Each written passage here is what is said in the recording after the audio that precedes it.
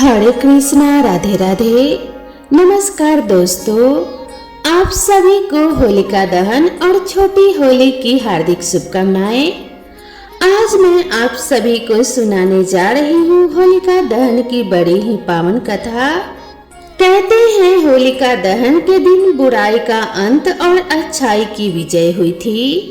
तो मन के सभी बुराइयों का नाश करने के लिए भगवान श्री विष्णु जी से प्रार्थना करते हुए इस कथा का श्रवण करते हैं। तो चलिए इस कथा को प्रेम पूर्वक पूरा अवश्य सुनिए। सतयुग में एक अत्यंत निर्दयी असुर हिरण्यकश्यपु था, जो दैत्यों का राजा था। आज से लाखों वर्षों पहले सतयुग में जब मंदराचल पर्वत की घाटी में लगभग कई सौ वर्षों से निरंतर केवल मात्र एक ही स्वर गूंज रहा था, ओम वेदात्मा विद्महे हिरण्य गर्भ धीमहि तन्नो ब्रह्म प्रचोदयात्। ओम वेदात्मा विद्महे हिरण्य गर्भ धीमहि तन्नो ब्रह्म प्रचोदयात्। दरअसल कई सौ वर्षों से ब्रह्मदेव की असीम कठिन तपस्या करता आ रहा यह महाबलशाली असुर कोई और नहीं बल्कि स्वयं हिरण्यकश्यपु था। हिरण्यकश्यपु की इस महाहठी कठिन तपस्या को देखकर इंद्रदेव समेत सभी देवताओं को अपना भविष्य घोर अंधकार में डूबने की अनुभूति होने लगी, जिसके बाद देवताओं से रहा ना गया और वे सभी भागे भागे ब्रह्मलोक चले आए। ब्रह्मलोक आते ही इंद्रदेव समेत सभी देवताओं ने ब्रह्मदेव को अपना अभिवादन देते हुए ब्रह्मदेव के सम्मुख अपनी चिंता व्यक्त करने लगे। पितामह, इसके पूर्व की अत्यंत विलंब हो जाए, आपसे विनम्र प्रार्थना है कि कृपया आप पहले से ही महाबलशाली हिरण्यकश्यपु को कोई भी साधारण सा वरदान देकर इसको संतुष्ट कर दें और इससे मना लें। देवराज, कदाचित आप भूल रहे हैं कि हिरण्यकश्यपु कई वर्षों से अत्यंत कठोर तपस्या में लीन है। यह तो स्वयं मां प्रकृति का ही अटूट नियम है कि जैसी तपस्या वैसा ही फल। यह सुनकर इंद्रदेव सहित समस्त देवगण व्याकुल हो उठे और सभी स्वर्गलोक को प्रस्थान कर गए। यहाँ पृथ्वी के मंदराचल पर्वत की घाटी में हिरण्यकश्यपु बिना परवाह किए अत्यंत घोर तपस्या में लीन रहा।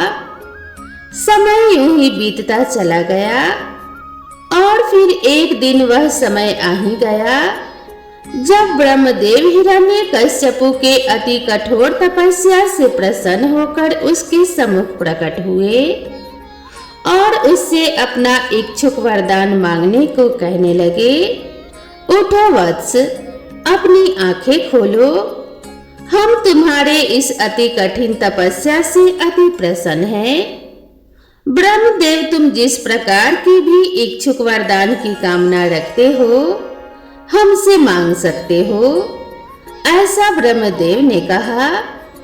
ब्रह्मदेव के मुख से यह वाणी सुन हिरण्यकश्यपु ने ब्रह्मदेव से सीधे अमर होने का वरदान मांग लिया, जिसके प्रत्युत्तर में ब्रह्मदेव ने इसे प्रकृति के नियम के विरुद्ध बताते हुए किसी और प्रकार का अति कठिन और अति शक्तिशाली वरदान मांगने की सलाह दी। इतना सुनते ही हिरण्यकश्यपु ने ब्रह्मदेव पर कटाक्ष करना शुरू कर दिया। उसने कहा, अमर होने का अधिकार प्रकृति ने तो केवल देवताओं को ही दिया है। क्यों ब्रह्मदेव, हम असुरों को तो कभी भी और कहीं भी मृत्यु का ग्रास बनाया जा सकता है। हमें पता था कि आप हमें अमरता का वरदान कभी नहीं देने वाले, इसीलिए हमने पहले से ही इसका विकल्प सोच रखा था, जिसे देने के लिए आप प्रतिबद्ध हैं।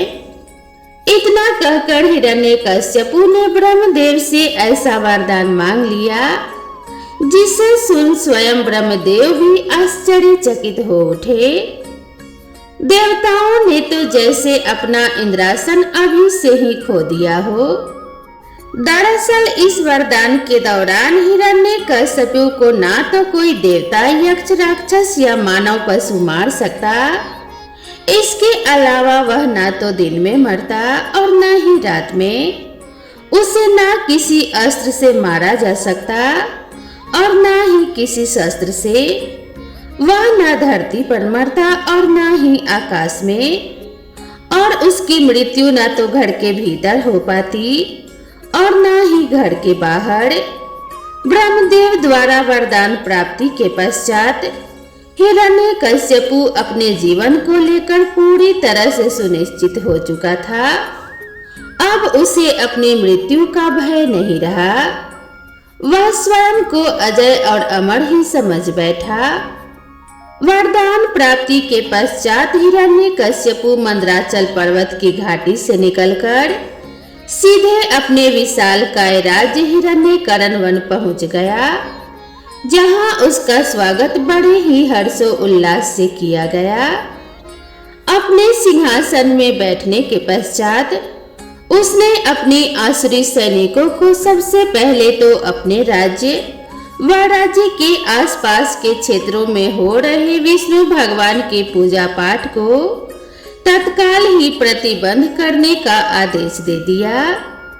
असल में उस समय काल से भी लगभग लाखों वर्षों पहले श्री विष्णु के वराह अवतार ने हिरण्यकश्यपु के छोटे भ्राता हिरण्याक्ष को पृथ्वी को ब्रह्मांडी महासागर में डुबो देने और समस्त देवताओं को मृत्यु का ग्रास बना देने के कुप्रयास के कारण मृत्यु के घाट उतार दिया था। और इसी कारणवश हिरण्यकश्यपु श्री विष्णु का परम शत्रु बन चुका था, और यदि कोई इसका विरोध करे तो उसे निसंकोच वही मृत्यु के घाट उतार देता था। हिरण्यकश्यपु के इस उदंडता से राज्य के समस्त विष्णु भक्त आतंकित हो चुके थे और कई तो मृत्यु के ग्रास भी बन चुके थे। समय बीतने के साथ साथ हिरण्यकश्यपु और भी अधिक निर्दयी बनता गया। धीरे धीरे उसके अंदर विस्तारवाद की सोच पनपने लगी, जिसके बाद उसने पूरी पृथ्वी में अपना आधिपत्य स्थापित करने का मन बना लिया, और साथ ही साथ बिना विलंब किए उसने योजना भी आरंभ कर दी। योजना बनते ही हिरण्यकश्यपु अपने आसुरी सैनिकों को साथ में लिए सबसे पहले तो अपने पड़ोसी राज्यों के ऊपर प्रचंड रूप से टूट पड़ा। हिरण्यकश्यपु जैसे महाबलशाली असुर को देख आसपास के समस्त राजाओं ने आपस में गठबंधन कर लिया। समस्त राजा मिलकर युद्ध के मैदान में हिरण्यकश्यपु के विरुद्ध युद्ध लड़ने तो चले आए, परंतु वे ज्यादा समय तक युद्ध को संभाल ना सके। हिरण्यकश्यपु उन सभी राजाओं पर अकेले ही भारी पड़ने लगा। हिरण्यकश्यपु और उसके कुछ आसुरी योद्धाओं ने कुछ क्षण भर के भीतर समस्त राजाओं समेत उनके समस्त सैनिकों को मृत्यु के घाट उतार दिया और फिर उनके राज्य पर अपना आधिपत्य जमा लिया। अब इसके बाद हिरण्यकश्यपु विस्तारवाद को प्रचंड रूप से जोर देते हुए पृथ्वी के अलग अलग कोनों में फैलाना शुरू कर दिया।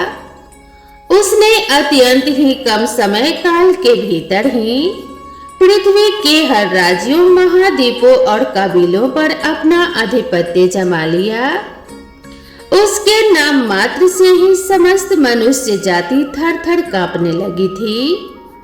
समस्त पृथ्वी पर अपना आधिपत्य स्थापित करने के पश्चात हिरण्यकश्यपु ने अपनी दृष्टि पाताल लोक पर केंद्रित की, जहां की तमाम प्रकार के शक्तिशाली राक्षसों और असुरों का राज्य था। हिरण्यकश्यपु ने पाताल लोक के समस्त असुरों के ऊपर आधिपत्य स्थापित करने के ठीक पहले एक असुर होने के नाते उनके पास अपने दूतों को भेजकर स्वयं को उन पाताल लोक के असुरों का राजा मनवाने पर दबाव बनाने लगा, जिसे अधिकतर पाताल लोक के असुरों ने हिरण्यकश्यपु के प्रबल क्षमता और शक्ति को ध्यान में रखते हुए सहज ही स्वीकार कर लिया। और जिन असुरों ने उसके प्रस्ताव को ठुकराया, उन्हें हिरण्यकश्यपु ने स्वयं धूल चटाकर अपने अधीन कर लिया। समय बीतने के साथ साथ हिरण्यकश्यपु अब पृथ्वी समेत समस्त पाताल लोक का भी स्वामी बन चुका था, पर फिर भी उसकी विस्तारवाद की भूख अब तक शांत नहीं हुई थी। अब उसकी दृष्टि स्वर्गलोक तक जा पहुंची थी। साथ ही उसे अपने भ्राता हिरण्याक्ष के अपूर्ण कार्य को भी पूर्ण करना था, जिसके लिए उसने अपने सेनापति और अपने प्रमुख आसुरी योद्धाओं के साथ एक सर्वोत्तम युद्ध रणनीति बनाई और सही समय देख अपनी आसुरी सेना लेकर अपने तीव्र शक्ति का उपयोग करते हुए उसने राज्य के भीतर ही स्वर्गलोक जाने का ऊर्जावान प्रवेश द्वार खोल दिया। फिर उसी प्रवेश द्वार के माध्यम से हिरण्यकश्यपु अपने विशाल आसुरी सेना लेकर कुछ ही क्षण भर के भीतर स्वर्गलोक में प्रवेश कर गया और जोरों से ठहाके लगाता हुआ इंद्रासन के सम्मुख आ खड़ा हुआ। हिरण्यकश्यपु को साक्षात अपने सम्मुख खड़े देख इंद्रदेव समेत सभी देवता विचलित हो उठे और क्रोधित होते हुए हिरण्यकश्यपु को पृथ्वी वापस चले जाने की चेतावनी देने लगे। परंतु हिरण्यकश्यपु देवताओं के सम्मुख खड़ा हुआ, मात्र ठहाके लगाए ही जा रहा था और देखते ही देखते उसके अनेकों आसुरी योद्धा स्वर्ग पर पांव जमा चुके थे। यह दृश्य देख इंद्रदेव समझ चुके थे कि अब युद्ध होना तो निश्चित ही संभव है, जिसके बाद युद्ध का बिगुल बजा और समस्त आसुरी और देव सेना आपस में एक दूसरे के ऊपर टूट पड़े और यहाँ इंद्रदेव, अग्निदेव और सूर्यदेव समेत समस्त देवता मिलकर हिरण्यकश्यपु और उसके प्रमुख योद्धाओं को प्रचंड रूप से बराबरी का टक्कर दे रहे थे। देवता अपने विस्फोटक शक्तियों का उपयोग हिरण्यकश्यपु समेत उसके समस्त प्रमुख आसुरी योद्धाओं पर खुलकर करने लगे, जिसमें कि हिरण्यकश्यपु के समस्त प्रमुख योद्धा एक के बाद एक ढेर होते चले गए और यहाँ उसकी आसुरी सेना भी देव सेना के सम्मुख शक्तिहीन होती हुई दिख रही थी। यह मरण संहार का दृश्य देख हिरण्यकश्यपु के क्रोध का ठिकाना न रहा, जिसके बाद हिरण्यकश्यपु ने अपने शारीरिक बल के साथ साथ अपने प्रचंड शक्तियों की भी सदुपयोग कर अकेले ही समस्त देवताओं के ऊपर टूट पड़ा। उसने अकेले ही अपने लगातार प्रचंड शक्ति प्रहार से इंद्रदेव समेत सभी देवताओं को मारते मारते लगभग अचेत कर दिया।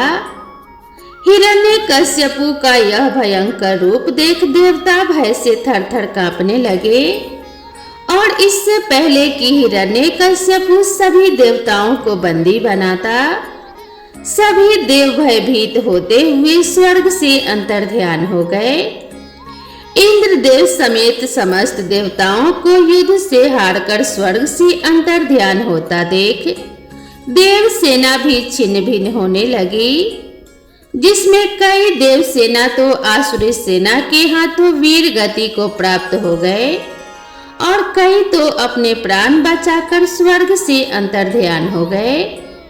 जिसके बाद हिरण्यकश्यपु ने बड़े ही हर्षोल्लास के साथ स्वर्ग पर अपनी जीत का परचम लहराया और इंद्रासन पर विराजमान हो गया। स्वर्ग लोक को जीतने के बाद हिरण्यकश्यपु ने कभी भी मुड़कर पीछे नहीं देखा वह लगातार पूरे ब्रह्मांड में एक के बाद एक लोक और राज्य जीतता ही गया, जिसमें यमलोक और नागलोक प्रमुख थे। और एक समय ऐसा भी आया जब वैकुंठ लोक, ब्रह्मलोक, देवी लोक और कैलाश को छोड़ हिरण्यकश्यपु पूरे ब्रह्मांड यानी कि तीनों लोकों का स्वामी बन चुका था।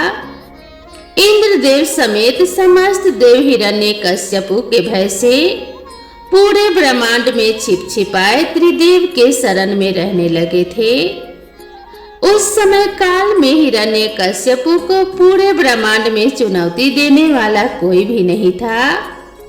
समय यूं ही बीतता गया और फिर एक दिन वह अत्यंत ही दुर्लभ क्षण आया जब हिरण्यकश्यपु की पत्नी कयाधु ने एक दिव्य शिशु को जन्म दिया और उस दिव्य शिशु का नाम प्रहलाद रखा गया। प्रहलाद को लेकर हिरण्यकश्यपु अत्यंत ही प्रसन्न था। वह अपने पुत्र प्रहलाद को भी स्वयं की भांति ही त्रिलोकी असुर राज बनाना चाहता था। फिर कुछ वर्षों में ही कयाधु ने और भी 3 पुत्रों को जन्म दिया, जिनका नाम अनुहलाद, सहलाद और हलाद रखा गया। और जब तक हिरण्यकश्यप का ज्येष्ठ पुत्र प्रहलाद किशोर अवस्था में पहुंच चुका था, प्रहलाद अपने चेतना अवस्था से ही भगवान विष्णु से अत्यंत ही प्रभावित होकर उनका परम भक्त बन चुका था। भगवान विष्णु से भक्त प्रहलाद का एक अटूट संबंध बन चुका था, जो कि आम संबंधों से परे था। भक्त प्रहलाद अपने गुरुकुल में शिक्षा प्राप्त करने के साथ साथ दिन रात श्री विष्णु की उपासना भी किया करते थे। समय बीतने के साथ साथ उनकी शिक्षा पूर्ण हुई, जिसके बाद उनके गुरु प्रहलाद को लिए हिरण्यकश्यपु के पास लौटे और हिरण्यकश्यपु के सम्मुख प्रस्तुत हुए।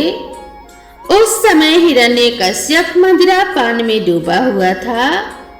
वह अपने पुत्र प्रहलाद को देख अत्यंत प्रसन्न भी हुआ, जिसके बाद प्रहलाद ने अपने पिता के चरणों में झुककर प्रणाम किया। अब तक तुमने अपने अध्ययन में निरंतर तत्पर रहकर जो शिक्षा प्राप्त की है, उसकी सारभूत व्याख्या हमें सुनाओ। जिसके बाद प्रहलाद अपनी शिक्षा की व्याख्या बताने से पूर्व श्री विष्णु को सादर प्रणाम करने लगा। प्रहलाद के मुख से श्री विष्णु का नाम सुनते ही हिरण्यकश्यपु के नेत्र क्रोध पूर्वक लाल हो उठे और वह प्रहलाद के गुरु को भयंकर दृष्टि से क्रोध पूर्वक घूरने लगा। रे दुर्बुद्धि ब्राह्मण, ये तूने मेरी पीठ पीछे मेरे बालक को ऐसी क्या शिक्षा दे दी कि वह मेरे ही सम्मुख मेरे परम शत्रु विष्णु का नाम लिए जा रहा है। यह देख भक्त प्रहलाद के मस्तिष्क को अत्यंत घातक रूप से आघात पहुंचा, जिसके बाद उन्होंने भगवान विष्णु को स्मरण किया और उनसे समस्त मृत्यु के ग्रास बन चुके पुरोहितों को पुनः जीवन प्रदान करने के लिए प्रार्थना करने लगे। फिर भक्त प्रहलाद की भक्ति की शक्ति के फल स्वरूप कुछ ही क्षण भर के भीतर मात्र उनके स्पर्श मात्र से ही समस्त मृत हो चुके पुरोहित गण पुनः जीवित हो उठे। यह सब देख समस्त पुरोहित गण भक्त प्रहलाद से अत्यंत प्रसन्न हुए और उनको महान बताते हुए उनका आभार प्रकट करने लगे। जिसके बाद समस्त पुरोहित हिरण्यकश्यपु के समक्ष जाकर उससे सारा समाचार ज्यों का त्यों सुनाने लगे। यह सुन हिरण्यकश्यपु आश्चर्य और क्रोध से जल उठा। जिसके बाद हिरण्यकश्यपु ने भक्त प्रहलाद को अपने समक्ष बुलाकर उनसे हर बार मृत्यु के मुख से बच निकलने का रहस्य पूछने लगा, जिसके प्रत्युत्तर में भक्त प्रहलाद ने इसे श्री विष्णु भगवान की ही कृपा बताई। यह सुन हिरण्यकश्यपु ने इस बार क्रोधपूर्वक अपने आसुरी सैनिकों को भक्त प्रहलाद को पकड़ महल से 100 योजन की ऊंचाई से सीधे नीचे गिरा देने का आदेश दिया, जिसके बाद हिरण्यकश्यपु के निर्दयी आसुरी सैनिकों ने भक्त प्रहलाद को उठाकर महल से सीधे 100 योजन नीचे फेंक दिया और नीचे गिरते समय भक्त प्रहलाद श्री विष्णु का स्मरण करने लगे। श्री विष्णु की कृपा से भक्त प्रहलाद के धरती में गिरने से पूर्व ही जगत धात्री पृथ्वी ने भक्त प्रहलाद को अपने गोद में थाम लिया और धरती पर रख अंतर ध्यान हो गई। भक्त प्रहलाद को सकुशल देख आसुरी सैनिकों ने हिरण्यकश्यपु को यह समाचार सुना दिया। यह समाचार सुन हिरण्यकश्यपु क्रोध से लाल होते हुए तनिक भी विलंब ना करते हुए अपने आसुरी सैनिकों को भक्त प्रहलाद को नागपाश में बांधकर महासागर में डुबो देने का आदेश दे दिया, जिसके बाद उन आसुरी सैनिकों ने भक्त प्रहलाद को बंदी बनाकर नागपाश से बांधकर महासागर में डुबो दिया। परंतु भक्त प्रहलाद को नागपाश सहित महासागर में डुबो देने के पश्चात महासागर में जोरदार हलचल होने लगी। सभी ओर ऊंची ऊंची लहरें उठने लगी। महासागर की इस भयंकर हलचल को देख हिरण्यकश्यपु ने भक्त प्रहलाद को एक मायावी बालक बतलाते हुए आसुरी सेना को उससे ऊपर से बड़ी बड़ी चट्टान शिलाओं से ढक देने का आदेश दे दिया, जिसके बाद आसुरी सेना ने महासागर में डूबे भक्त प्रहलाद को चट्टानों से ढककर उसके ऊपर हजारों योजन का ढेर कर दिया। पर अभी भी भक्त प्रहलाद महासागर के अंदर चट्टानों के बीच अचेत होकर अंदर ही अंदर भगवान विष्णु के नाम का स्मरण किए जा रहे थे। अचेत अवस्था में भगवान विष्णु को स्मरण करते समय वे स्वयं को भी भूल गए। वे श्री विष्णु को स्वयं के भीतर अनुभूति करने लगे, जिससे कि तत्काल ही नागपाश नष्ट हो गई। समुद्र में जोरदार कंपन होने लगी, जिससे कि असुरों द्वारा लादे गए समस्त चट्टान शिला झटके से दूर फेंकते हुए भक्त प्रहलाद महासागर से बाहर निकल आए और धरती पर पांव रखते ही उन्हें पुनः अनुभूत हुआ कि वे प्रहलाद हैं। जिसके बाद वे धरती में बैठकर विलाप करते हुए श्री विष्णु की स्तुति करने लगे। उनके इस प्रकार तन्मयता पूर्वक स्तुति करने के कुछ ही क्षण पश्चात उनके सम्मुख सृष्टि के पालनहार श्री विष्णु प्रकट हुए। साक्षात श्री विष्णु को अपने सम्मुख देख भक्त प्रहलाद गदगद हो उठे और उन्हें अभिवादन कर उनके चरणों में गिर पड़े। हे प्रहलाद, मैं तुम्हारी अनन्य भक्ति से अति प्रसन्न हूँ। तुम्हें जिस वर की इच्छा हो मुझसे मांग लो। यह सुन भक्त प्रहलाद अपने हर योनि में मात्र विष्णु भक्त ही बने रहने का वर मांगते हैं, जिससे भगवान विष्णु स्वीकृति देते हुए अन्य वर भी मांगने को कहने लगते हैं। जिसके बाद भक्त प्रहलाद समस्त प्रकार के पाप कर चुके अपने पिता हिरण्यकश्यपु को पाप मुक्त करने का वर मांग लेते हैं। जिसके बाद तथास्तु कहकर श्री विष्णु अंतर्ध्यान हो जाते हैं। इसके बाद भक्त प्रहलाद वापस से महल में प्रवेश कर सीधे अपनी माता कयाधु के कक्ष की ओर चल देते हैं, जहां उन्हें माता कयाधु अपने सीने से लगा लेती हैं और उसी क्षण वहां हिरण्यकश्यपु भी आ धमकता है। भक्त प्रहलाद को सकुशल अपनी माता के संग देख हिरण्यकश्यपु गुस्से से हाथ मलता जा रहा है और गहरे चिंतन में पड़ जाता है। फिर उसे अपनी छोटी बहन होलिका का ध्यान आता है, जिसके बाद वह होलिका के पास बुलावा भेजता है। फिर अगले ही दिन महल में होलिका का आगमन होता है, जिसके साथ हिरण्यकश्यपु एक संपूर्ण भयंकर योजना बनाता है, जिसे पूरे नगर में एक आयोजन का नाम दे दिया जाता है। और इस आयोजन के अंतर्गत भक्त प्रहलाद को जलती हुई चिता में होलिका के संग बिना किसी क्षति के बैठने की घोषणा कर दी जाती है। असल में होलिका को ब्रह्मदेव से आग में न जलने का वर प्राप्त था और इसी का लाभ उठाकर हिरण्यकश्यपु भक्त प्रहलाद को मृत्यु के घाट उतार देना चाहता था। फिर संध्या होते ही इस मिथ्य आयोजन की शुरुआत हो जाती है, जिसमें कि कयाधु के न चाहते हुए भी बलपूर्वक भक्त प्रहलाद को होलिका की गोद में चिता के ऊपर बैठाकर आग लगा दी जाती है। आग लगते ही भक्त प्रहलाद श्री विष्णु को स्मरण करने लगते हैं और वही होलिका जोर जोर से ठहाके लगाने लगती है, जिसे देख हिरण्यकश्यपु भी जोर जोर से ठहाके लगाने लगता है। फिर कुछ क्षण बीतने के पश्चात भक्त प्रहलाद को तो कुछ न हुआ, परंतु वही होलिका को गर्मी की अनुभूति अवश्य होने लगती है।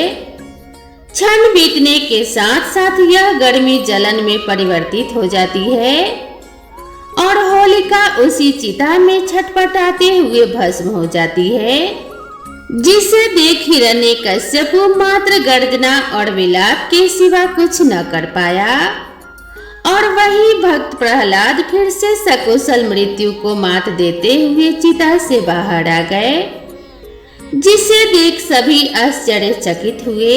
पर हिरण्यकश्यपु क्रोध से लाल हुए जा रहा था।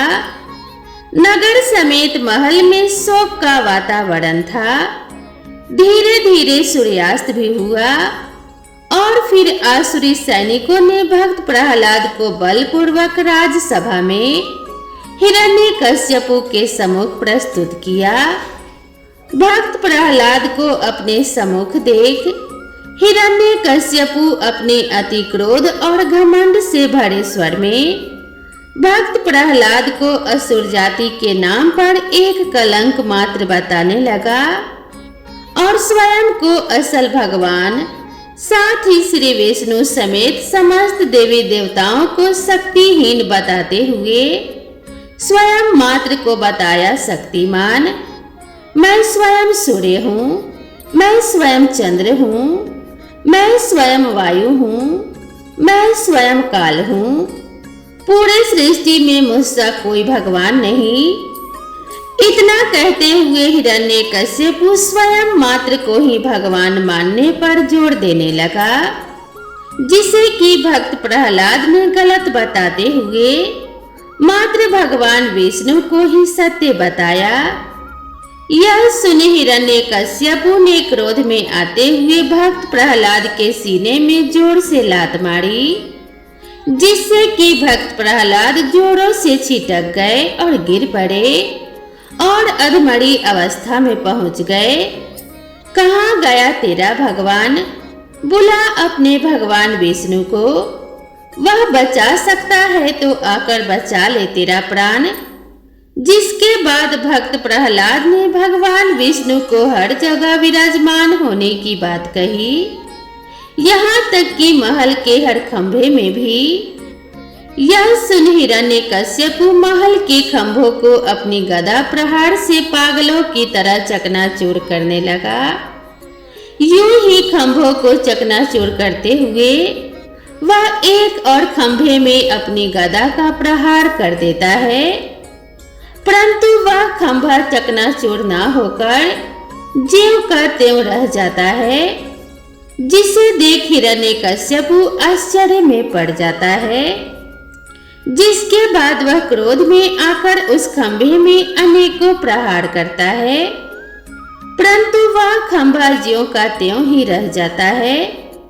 फिर कुछ क्षण के बाद वह खंभा अपने आप धीरे धीरे फटने लगता है फिर वह खंभा अचानक अति तीव्र गति से फट पड़ता है, जिसके धमाके से हिरण्यकश्यपु अति दूर जा गिरता है। फिर धुंधले हो चुके राजसभा में एक भयावह गर्जना गूंज उठती है और धुंध को दूर करते हुए गर्जना करते हुए अद्भुत श्री विष्णु अवतार नरसिंह अवतार हिरण्यकश्यपु के समक्ष आ खड़े होते हैं, जिन्हें देख हिरण्यकश्यपु आश्चर्य में पड़ जाता है। तो वही भक्त प्रहलाद हाथ जोड़े भक्तिमय हो जाते हैं। यह देख हिरण्यकश्यपु समझ जाता है कि हो ना हो यह स्वयं विष्णु है। जिसके बाद अपने समक्ष महाउग्र नरसिंह को देख हिरण्यकश्यपु स्वयं भी महाक्रोधित होते हुए अपनी गदा लिए भगवान नरसिंह पर टूट पड़ता है और नरसिंह पर अपनी गदा लिए अंधाधुंध प्रहार करने लगता है, पर उसके गदा का नरसिंह पर कोई भी असर नहीं होता। जिसके बाद नरसिंह अपने पंजे के एक ही वार से हिरण्यकश्यपु के गदा को चकनाचूर कर देते हैं। यह देख हिरण्यकश्यपु तिलमिलाते हुए एक धारदार शक्तिशाली तलवार प्रकट कर नरसिंह पर फिर से प्रहार करने लगता है, पर तलवार का भी नरसिंह भगवान पर कोई असर नहीं होता है, जिसे कि नरसिंह पुनः अपने प्रहार से नष्ट कर देते हैं। यूं ही अपने अनेकों अस्त्र शस्त्र को नष्ट होते देख हिरण्यकश्यपु अब मल्ल युद्ध करने को उतारू हो जाता है। जिसके बाद वह अपने मुक्के को ताने सीधे नरसिंह पर टूट पड़ता है, परंतु नरसिंह उसके मुक्के को पकड़ धरती पर पटक देते हैं और उसे मल्ल युद्ध के दौरान वही धूल चटाने लगते हैं। यह शक्तिशाली दृश्य देख समस्त असुर आश्चर्यचकित होते हुए डर से थरथराने लगती है। यह पहली बार था जब हिरण्यकश्यपु के समक्ष कोई उससे भी अधिक शक्तिशाली उससे युद्ध करता हुआ उसे लगातार धूल चटाए जा रहा था। स्वयं को यूं लगातार मार खाता हुआ देख वह समझ चुका था कि अब भागने में ही उसकी भलाई है। जिसके बाद वह नरसिंह से दूरी बनाता हुआ इधर उधर भागने लगा, परंतु नरसिंह भगवान ने उसका पीछा करते हुए उसे अपने पंजों में दबोच लिया और उसे पूरे राजमहल में घसीटते हुए मुख्य द्वार के चौखट तक ले गए और उसे हवा में उछालते हुए अपने गोद में लिटा दिया। विष्णु मुझे कोई भी नहीं मार सकता, चाहे कितना भी प्रयत्न कर लो। तब भगवान विष्णु कहते हैं, तुम ना अब घर के अंदर हो और ना ही बाहर, तुम ना धरती पर हो और ना ही आकाश में, ना अभी दिन है और ना ही रात्रि। मैं ना तुझे अस्त्र से मारूंगा और ना ही शस्त्र से, और मैं ना तो देवता हूँ, ना यक्ष, ना राक्षस, ना मनुष्य और ना ही पशु, मैं हूँ नरसिंह।